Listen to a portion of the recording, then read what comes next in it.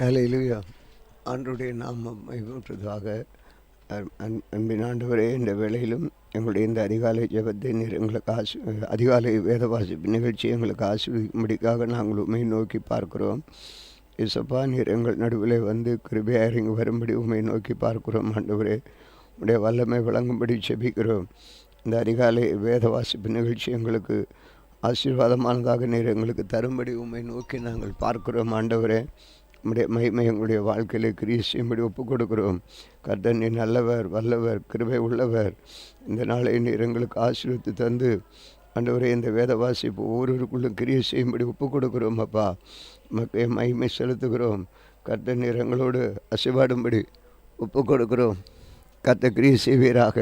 உம்முடைய வல்லமை விளங்கட்டும். இயேசுவே, ஒவ்வொருவரும் இந்த வார்த்தைகளை ஆண்டவரை நம்பி உம்முடைய சமூகத்தில் வர உதவி செய்யும். இயேசு கிறிஸ்துவ நாமத்தில் வேண்டிக் கொள்கிறோம் பிதாவே, ஆமென்.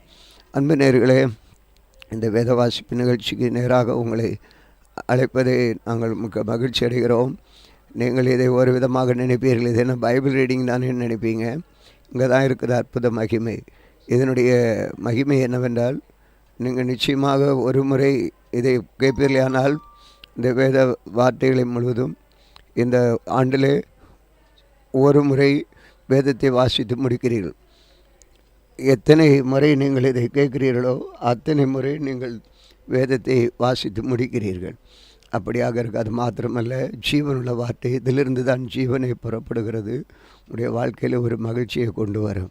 தொடர்ந்து இந்த நிகழ்ச்சியை பாருங்கள். இந்த நாளில் கூட வாசிக்கிற வேத பகுதியை பார்க்கும் பொழுது அங்கே ஒரு பக்தனுடைய வாழ்க்கையில் நடந்த உபத்திரவ சஞ்சலங்கள் எல்லாம் இருக்கிறது. இதிலிருந்து அவர்கள் எப்படி மீட்கப்படுகிறார்கள் என்பதை நாம் பார்க்கிறோம். அது மாத்திரமல்ல, உங்களுடைய சூழ்நிலைகளுக்கு ஏற்றாற் போல படிக்க நேரம் இருக்காது. ஆனால் இதை நீங்கள் போட்டு கேட்கும் பொழுது அது வாசித்தது போல் ஆகிவிடும். வியாதி நேரம், துன்ப நேரம், எல்லா நேரங்களிலும் இது உங்களுக்கு பயனுள்ளதாக இருக்கும். கர்த்தர் உங்களை ஆசீர்வதிப்பாராக. இதோ நாம் இன்றைக்கு வாசிக்க வேண்டியதை பற்றி சங்கீதம் 72 சாலமனை பற்றியதான சங்கீதம். தேவனே, ராஜாவுக்கு உம்முடைய நியாய தீர்ப்புகளையும் ராஜாவின் குமாரனுக்கு உம்முடைய நீதியையும் கொடுத்தரலும்.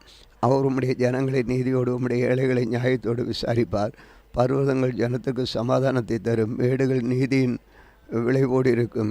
ஜனத்தில் சிறுமைப்படுகிறவர்களை அவர்கள் நியாயம் விசாரித்து ஏழைகளின் பிள்ளைகள் ரட்சித்து இடுக்கண் செய்கிறவனை நொறுக்குவார். சூரியனும் சந்திரனும் உள்ள மட்டும் அவர்கள் உமக்கு தலைமுறை தலைமுறையாக பயந்திருப்பார்கள். புல்லறு புண்ட வெளியின் மேல் பெய்யும் மழையைப் போலவும் பூமியை நனைக்கும் தூரலைப் போலவும் இறங்குவார். அவருடைய நாட்கள் நீர்மண் செழிப்பான். சந்திரன் உள்ளவரை மிகுந்த சமாதானம் இருக்கும். ஒரு சமுத்திரம் தொடங்கி மறு சமுத்திரம் வரைக்கும், நதி தொடங்கி பூமியின் எல்லை வரைக்கும் அவர் அரசாளுவார். வனாந்தரத்தார் அவர்களுக்கு முன்பாக குனிந்து வணங்குவார்கள். அவருடைய சத்துருக்களின் மண்ணை நக்குவார்கள். தர்சீசின் ராஜாக்கள், தீவுகளின் ராஜாக்களும் காணிக்கைகளை கொண்டு வருவார்கள். சேபாவிலும் உள்ள ராஜாக்கள் வெகுமானங்களை கொண்டு வருவார்கள். சகல ராஜாக்களும் அவரை பணிந்து கொள்வார்கள். சகல ஜாதிகளும் அவரை சேவிப்பார்கள். கூப்பிடுகிற எளியவனையும் உதவியற்ற சிறுமையானவனையும் அவர் விடுவிப்பார். பலவீனனுக்கும் எளியவனுக்கும் அவர் இறங்கி எளியவர்களின் ஆத்துமாக்களை ரட்சிப்பார். அவர்கள் ஆத்துமாக்களை வஞ்சகத்திற்கும் கொடுமைக்கும் தப்புவிப்பார். அவருடைய இரத்தம் அருவருப்புடைய பார்வைக்கு அருமையாயிருக்கும். அவர் பிழைத்திருப்பார். சேவாவின் பொன் அவருக்கு கொடுக்கப்படும். அவர் நிமித்த இடைவிடாமல் ஜெபம் பண்ணப்படும். என்னாலும் சோத்தரிக்கப்படப்படுவார். பூமியிலே மலைகளின் உச்சியில் ஒருபடி தானியம் விதைக்கப்பட்டிருக்கும். அதன் விளைவில் லீபனோனைப் போலவும் ஆசையும் பூமியின் புல்லை போல நகர்ந்தால் செழித்தோங்குவார்கள்.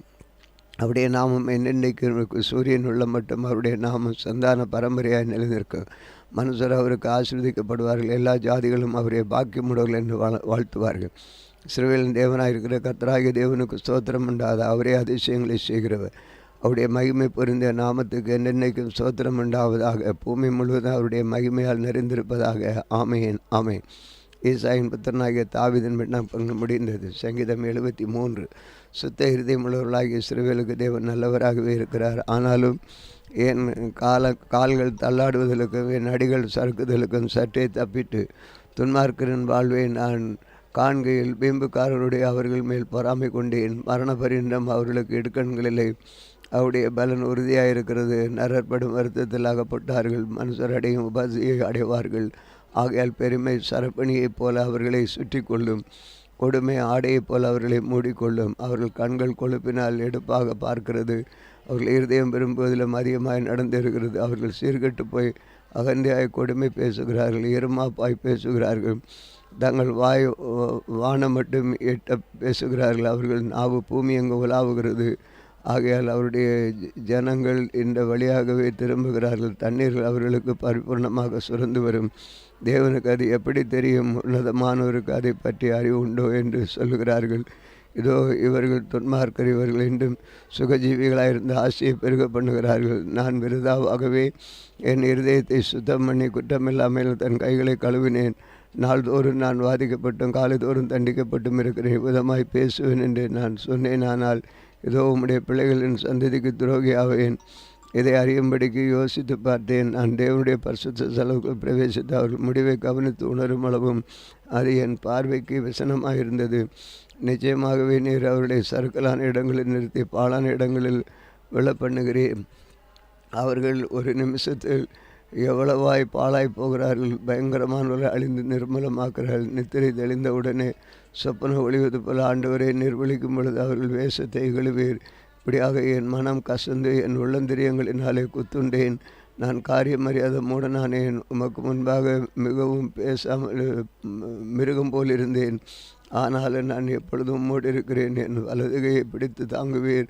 உம்முடைய ஆலோசனைப்படி என்னை நடத்தி உம்முடைய என்னை மகிமையிலே ஏற்றுக்கொள்வீர். பரலோகத்தில் உண்மை அல்லாமல் எனக்கு யாருண்டு? உலகத்தில் உண்மை தவிர எனக்கு வேறு விருப்பமில்லை. என் மாம்சம் என் இருதயம் ஆண்டு போகிறது. தேவன் இன்றைக்கும் இருதயத்தின் கண்மலையும் என் பங்குமாயிருக்கிறார். இதோ உண்மை விட்டு தூரமாய் போகிறவர்கள் நாசமடைவார்கள். உண்மை விட்டு சோரம் போகிற அனைவரும் சங்கரிப்பீர். எனக்கோ தேவனை அண்டிக் கொண்டிருப்பதேனால நான் உமது கிரியைகள் எல்லாம் சொல்லி வரும்படி கர்த்தராக ஆண்டவர் மேல் என் நம்பிக்கை வைத்திருக்கிறேன்.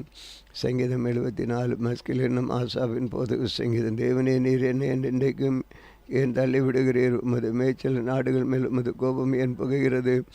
நீர் பூர்வ காலம் அதில் சம்பாதித்த உமது சபையையும் நீர் மீட்டு கொண்ட உமது சுதந்திரமான கோத்திரத்தை நீர் வாசமாயிருக்கிற சீயோன் பர்வதத்தை நினைத்தடும்.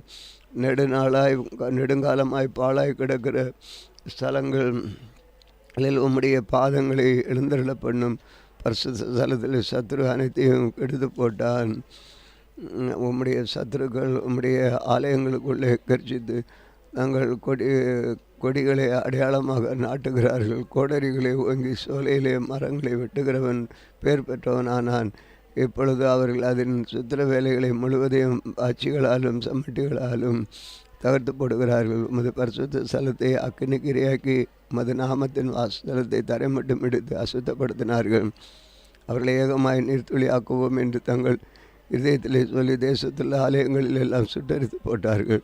எங்களுக்கு இருந்த அடையாளங்களை காணவும் தீர்க்கதரிசியும் இல்லை. இது எதுவரைக்கும் என்று அறுக்கிறவர்களின் இடத்தில் இல்லை. தேவனை எதுவரைக்கும் சத்துரு நிந்திப்பான்? பகைவன் உமது நாமத்தை எப்பொழுது தூசிப்பானோ? உமது வலது கரத்தை என் முடக்கிக் கொள்ளுகிறீர். அதை உமது மடியிலிருந்து எடுத்து ஓங்கி நிர்மலமாக்கும். பூமியின் நடுவில் ரட்சிப்புகளை செய்து வருகிற தேவன் பூர்வ காமனுடைய ராஜா தேவரீர் உமது வல்லமையினால் சமுத்திரத்தை இரண்டாக பிளந்து ஜலத்தில் உள்ள பல சர்ப்பங்களில் தலைகளை உடைத்தீர். தேவரீர் முதலைகளின் தலைகளை நறுக்கி போட்டு அதை வனாந்திரத்து ஜனங்களுக்கு உணவாக கொடுத்தீர். ஊற்றையும் ஆற்றையும் பிளந்து விட்டீர். மகா நதிகளையும் வற்றி போக பண்ணினீர். பகலும் உடையது இரவும் உடையது. தேவரீர் ஒளியையும் சூரியனையும் படைத்தீர். பூமியின் எல்லைகளெல்லாம் திட்டம் பண்ணினீர். கோடை காலத்தையும் மாறி காலத்தையும் உண்டாக்கினீர். கர்த்தாவே, சத்ரு உம்மை நிந்தித்ததையும் மதியன ஜனங்கள் உமது நாமத்திற்கு தூசித்ததையும் நினைத்து கொள்ளும். உமது காட்டுப்புறாவின் ஆத்துமாவை துஷ்ட மனசுடைய கூட்டத்திற்கு ஒப்புக்கொடாதையும் உமது ஏழைகளின் கூட்டத்தை என்னென்னைக்கும் மறவாதையும் உம்முடைய உடன்படிக்கையை நினைத்திரளும். உம்முடைய பூமியின் இருளான இடங்களை கொடுமையுள்ள குடியிருப்புகளால் நிறைந்திருக்கிறது. துன்பப்பட்டவன் வெட்கத்தோடு திரும்ப விடாதிரும். சிறுமையும் எளிமையுமானவன் உமது நாமத்தை துதிக்கும்படி செய்யும். தேவனை எழுந்தருளும். உமக்காக நீரே வழக்காடும். மதிய நாளை நாடோறும் உமக்கு ஒரு நிந்தையை நினைத்து கொள்ளும். உம்முடைய சத்துருக்களின் ஆரவாரத்தையும் மறவாதையும் உமக்கு விரோதமாக எழும்புகிறவர்களின் அமளி எப்பொழுதும் அமர்ந்திருக்கிறது. வாசிக்க வேண்டிய வேறு பகுதி நாம் வாசித்தோம். தேவன் நம்மை ஆசீர்வதித்து தருவாராக. தேவனுடைய மகிமையை வெளிப்படுவதாக ஆண்டவர் தொடர்ந்து இந்த நாளை நமக்கு ஆசீர்வாதமாக்கி தருவாராக. அவருடைய வார்த்தைகளை நாம் ருசித்திருக்கிறோம். அவர் நம்மோடு இருந்து காரியங்களை நடப்பிப்பாராக. ஸ்தோத்திரம். அன்பின் ஆண்டவரே, இந்த வேளையிலும் இந்த வேத பகுதியை எங்களுக்கு கொடுத்தபடியால் உமக்கு ஸ்தோத்திரம். தொடர்ந்து உம்முடைய மகிமை வெளிப்பட உதவி செய்வீராக. இந்த நாள் ஒரு ஆசீர்வதிக்கப்பட்ட நாளாக எங்களுக்கு தாரும். உடைய வாழ்க்கையில் இருக்க எல்லா நெருக்கங்கள், வேதனைகள் எல்லாவற்றையும் அகற்றி போடும். கர்த்தர் கூட இருந்து ஒரு பெரிய காரியங்களை எங்கள் மத்தியில் செய்யும்படி கெஞ்சி மன்றாடுகிறோம். ஆண்டவரை வாசித்த வேத பகுதி இந்த நிகழ்ச்சிகள் அனைவருக்கு பயனுள்ளதாக இருக்கட்டும். ஆண்டவரை ஆசீர்வாதமாக இருக்கட்டும். ஆண்டவர் வேத வாசிப்பு நிகழ்ச்சி என்று அனைவரும் அலட்சியமாய் விட்டு விடுகிறார்கள். என்னுடைய நன்மை என்ன என்பதை புரியாமல் இருக்கிறார்கள். கர்த்தருக்கு சித்தமானது நடக்கட்டும். ஆண்டவர் இந்த ஊழியத்தில் என்ன செய்ய நினைக்கிறீரோ அதை செய்து எங்களை நடத்தும். ஆண்டவரை சோர்வுகள் இல்லாதபடி நாங்கள் தொடர்ந்து இந்த ஊழியங்களை செய்ய கிருபை தாரும். இதே போல் ஒவ்வொருவருக்கும் இன்றைக்கு ஆண்டவர் திருமணமாக இருக்கிற பிள்ளைகளுக்கு ஒரு திருமண வாழ்க்கையை கட்டளிடணும். தெய்வ மகிமைகளும் அல்ல அந்த கர வல்லமை ஆவிகளை அழித்து போடணும். இயேசு கிறிஸ்து நாமத்தில் வேண்டிக் கொள்கிறோம் பிதாவே, ஆமென். இந்த நாளிலும் எங்களுக்கு விரோதமாய் கிரியை செய்கிற சகல அந்த கர வல்லமை ஆவிகளை இயேசு கிறிஸ்து நாமத்தில் கடிந்து கட்டுகிறோம். ஆமென், ஆமென்.